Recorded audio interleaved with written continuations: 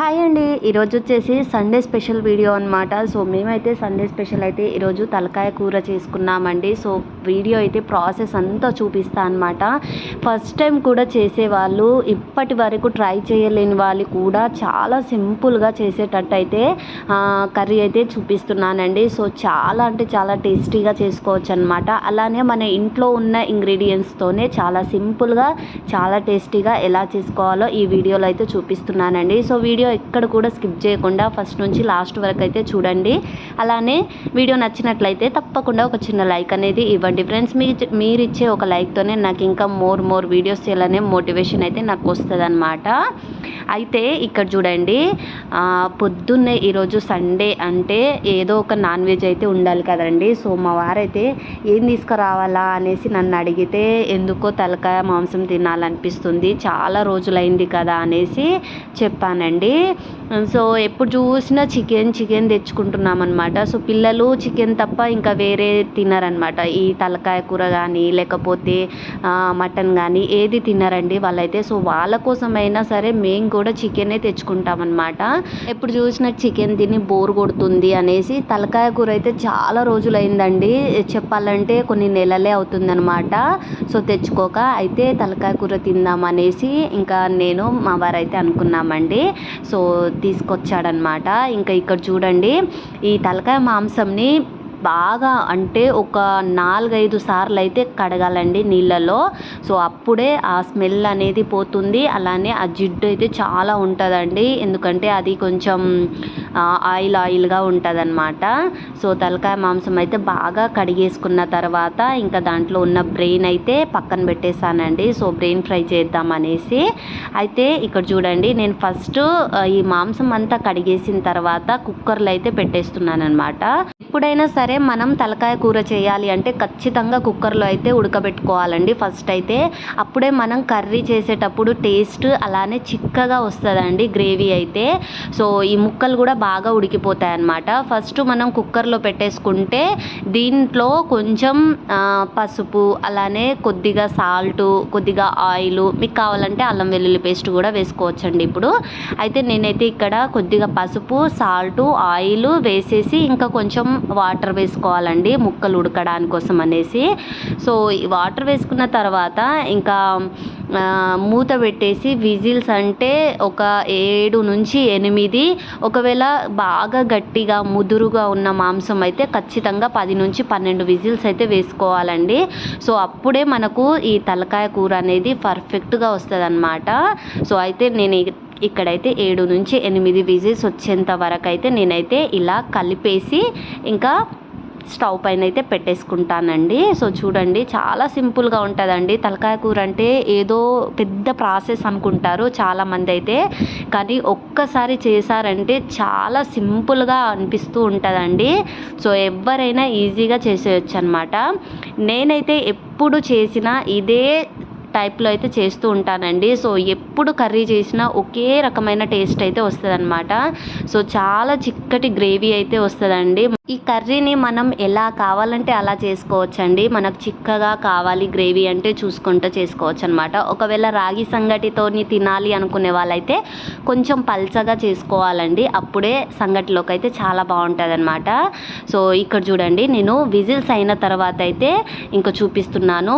ముక్కలు అయితే 80% వరకు ఉడికిపోయాయండి. ఇంకా బాండీలో మనం కొద్దిసేపు ఉడికిస్తాం కాబట్టి ఇంకా మంచిగా ఉడికిపోతాయి అన్నమాట. ఇప్పుడైతే ఒక కడాయి పెట్టుకొని దాంట్లో ఒక 3 టేబుల్ స్పూన్స్ వరకు ఆయిల్ వేసుకున్నానండి. ఆ తర్వాత మనం హోల్ గరం మసాలాలు మనకు కావాల్సిన విధంగా కొన్ని అయితే వేసుకోవాలన్నమాట. దీంట్లో వచ్చేసి లవంగాలు, దాల్చిన చెక్క, ఇలాంచి, సాజీరా, ఇంకా బిర్యానీ ఆకు, పువ్వు, చెక్క ఏదైనా వేసుకోవచ్చండి మన ఫ్లేవర్ కోసం అయితే. సో నేను ఇక్కడ ఏం చేస్తున్నానంటే, నేనైతే గరం మసాలా వేస్తాను కాబట్టి కొంచెం ఇక్కడ దాల్చిన చెక్క అలానే లవంగాలు వేసి అయితే నేను ఆనియన్స్ వేసేసుకున్నానండి. సో ఆనియన్స్ అయితే ఒక 3-4 తీసుకోవాలండి, అప్పుడు మన గ్రేవీ అనేది కొంచెం ఎక్కువ వస్తుంది అనమాట ఈ ఆనియన్స్తోని. అయితే ఆనియన్స్ బాగా కలర్ మారిపోవాలండి, అప్పటి వరకు అయితే ఫ్రై చేసుకోవాలన్నమాట. ఆ తర్వాత ఒక 1 టీ స్పూన్ వరకు అల్లం వెల్లుల్లి పేస్ట్ వేసుకోవాలండి. ఆ తర్వాత ఇంకొంచెం పసుపు అయితే వేసుకోవాలి. మనం ఆల్రెడీ కుక్కర్లో కొంచెం పసుపు వేసాం కాబట్టి ఇక్కడ కొంచెం యాడ్ చేస్తున్నాను. ఆ తర్వాత టేస్ట్కి సరిపడినంత సాల్ట్ కూడా వేసేసుకున్న తర్వాత ఇంకా ఇప్పుడైతే టమాటాలు వేసేసుకోవాలండి. ఇక్కడ టమాటాలు కూడా కొంచెం ఎక్కువ క్వాంటిటీనే తీసుకోవాలన్నమాట, టేస్ట్ బాగుంటుందండి. సో నేను టమాటాలు కూడా 3 నుంచి 4 అయితే తీసుకున్నాను అనమాట. సో పెద్దదైతే 3 తీసుకోండి. అయితే ఇక్కడ మీడియం సైజులో ఉన్న టమాటాలు ఒక 3 నుంచి 4 తీసుకొని కట్ చేసి వేసేసాను అనమాట. సో ఈ టమాటాలు కొంచెం ఉడికేంత వరకు మూత పెట్టేసుకోవాలండి. సో కొంచెం ఇవి మగ్గనివ్వాలన్నమాట. ఆ తర్వాత స్పైసెస్ అయితే నేను ఇక్కడ 1.5 టీ స్పూన్ అయితే కారం వేస్తున్నానండి. మీరు కారం ఎక్కువ ఘాటు ఉంటే కొంచెం వేసుకోండి, ఒకవేళ స్పైసీ కొంచెం ఎక్కువ కావాలంటే ఇంకో 2 స్పూన్స్ అయితే వేసుకోవచ్చు అనమాట.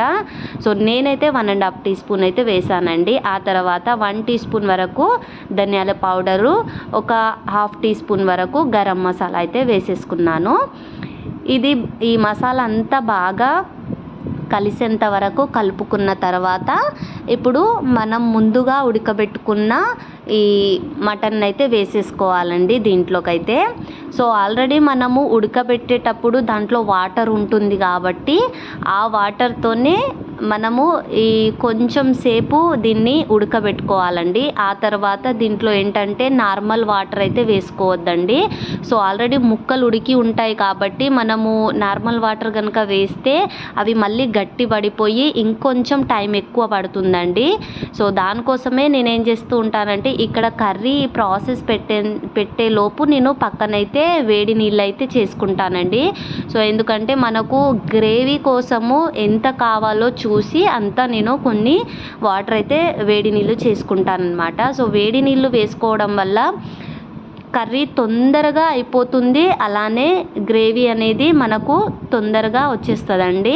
సో ఇక్కడ చూడండి, ఇదంతా ఏంటంటే కుక్కర్లో ఉన్న వాటర్ అన్నమాట. సో మనం ముందుగా ఉడకబెట్టుకున్నాం కదా వాటర్ వేసుకొని, ఆ వాటర్ అయితే ఇంత వచ్చిందండి. ఇప్పుడు దీన్ని మూత పెట్టేసుకొని ఒక 10% అయితే ఇది కుక్ అవ్వాలండి. అప్పట్లోగా ఆ వాటర్ అంతా ఇంకిపోతాయి అన్నమాట. సో చూడండి మొత్తం అయితే దగ్గరకు వచ్చేసింది కదా.